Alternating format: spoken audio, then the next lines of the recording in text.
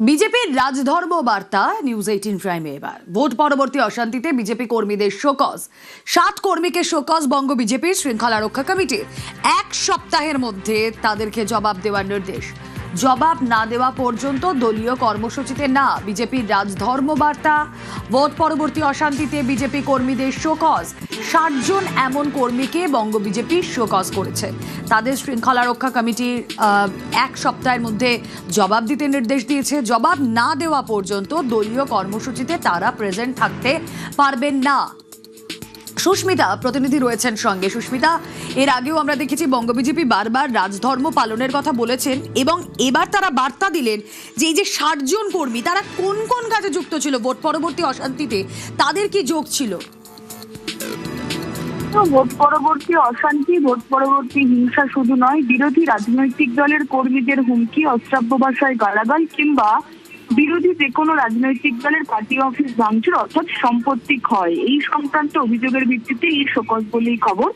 এবং সূত্রের খবর যে উত্তরবঙ্গের তুলনায় দক্ষিণবঙ্গ, রাঢ়বঙ্গ এবং যে জঙ্গলমহল চত্বর অর্থাৎ পুরুলিয়া, ঝাড়গ্রাম, বাঁকুড়া এই সংক্রান্ত জেলা থেকেই অভিযোগ বেশি এসেছে এবং তার ভিত্তিতেই প্রায় 60 জন কর্মীকে শোকজ নোটিশ ধরানো হয়েছে। যে শোকজ নোটিশ বিজেপির শৃঙ্খলা রক্ষা কমিটির সুপারিশে এবং রাজ্য সভাপতির নির্দেশে বলা হয়েছে সেখানে যে আগামী 1 সপ্তাহের মধ্যে বিভিন্ন রাজনৈতিক ভোট পরবর্তী রাজনৈতিক হিংসায় জড়িত এই সমস্ত কর্মীদেরকে, অভিযুক্ত বিজেপি কর্মীদেরকে তাদের নিজেদের বক্তব্য, নিজেদের সপক্ষে তারা কেন এই ঘটনা ঘটিয়েছে তার বক্তব্য পেশ করতে হবে রাজ্য নেতৃত্বের কাছে, শৃঙ্খলা রক্ষা কমিটির কাছে। যতদিন না পর্যন্ত তারা রাজ্য নেতৃত্বকে নিজের কৃতকর্মের জবাবদিহি করবে ততদিন পর্যন্ত দলীয় কাজকর্ম থেকে বিরত থাকবে এই অভিযুক্ত কর্মীরা। শুধু তাই নয়, শৃঙ্খলা রক্ষা কমিটির চেয়ারম্যান প্রতাপ বন্দ্যোপাধ্যায় কিংবা শৃঙ্খলা রক্ষা কমিটির তরফ থেকে এও বলা হয়েছে যে আগামী নির্দেশ না দেওয়া পর্যন্ত অভিযুক্ত কর্মীরা বিজেপি সংক্রান্ত কোনো রাজনৈতিক কর্মকাণ্ডে যুক্ত হতে পারবে না। সুতরাং এর আগেই আমরা দেখেছি ভোট পরবর্তী সময় যে কোনো হিংসার ঘটনা ঘটে থাকলে দলীয় কর্মীদেরকেও রেয়াত করা হবে না, এই নির্দেশ বা এই বার্তা বারবার দিয়েছেন রাজ্য সভাপতি শ্রমিক ভট্টাচার্য। এবার বলা যায় হাতে কলমে সেই বার্তার প্রতিফলন।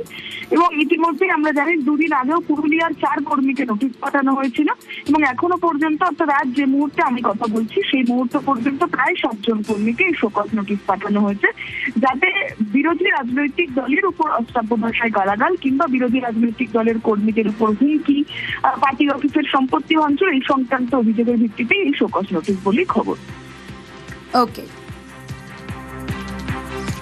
আর এর আগেই আমরা দেখেছি বিজেপি রাজ্য সভাপতি শ্রমিক ভট্টাচার্য ভোট পরবর্তী সময়েও রাজধর্ম পালন করার কথা বলেছেন, রাজধর্ম পালনের বার্তা দিয়েছেন এবং কোনো জায়গায় কোনো কিছু দেখলে জিরো টলারেন্স নীতি রাজ্য বিজেপি। শ্রমিক ভট্টাচার্য রাজধর্ম পালনের বার্তা দিয়েছেন এবং এই যে 60 জন বিজেপি কর্মীকে শোকজ করা হলো তাদেরকে এর পরবর্তীতে যতক্ষণ না পর্যন্ত রিপোর্ট আসবে কোনো রকম দলীয় কর্মসূচিতে তাদের থাকা চলবে না।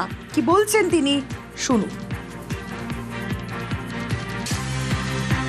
বিজেপির পতাকা নিয়ে কোথাও যদি কোনো রাজনৈতিক হিংসা চলে, কোনো তৃণমূল অফিসের উপরে আক্রমণ হয়, মুখ্যমন্ত্রীর পরিবারের প্রতি বাড়ির সামনে দাঁড়িয়ে যদি কদর্য ভাষা ব্যবহার করা হয়, তাকে দল থেকে বার করে দেবো, সেই অধিকার আমার পার্টির সংবিধান আমাকে দিয়েছে। প্রশাসনকে দেখতে হবে বিজেপির পতাকা হাতে নিয়ে বা কেউ কোনো অটো স্ট্যান্ড, কোনো টোটো স্ট্যান্ড, কোনো কারখানা মালিকের থেকে যদি টাকা পয়সা নিতে চায়, কঠোরতম ব্যবস্থা নেবেন, তাকে গ্রেপ্তার করবেন, কোনো রং দেখে কাজ করবেন না। কোনো রাজনৈতিক হিংসার জায়গা পশ্চিমবঙ্গে নেই।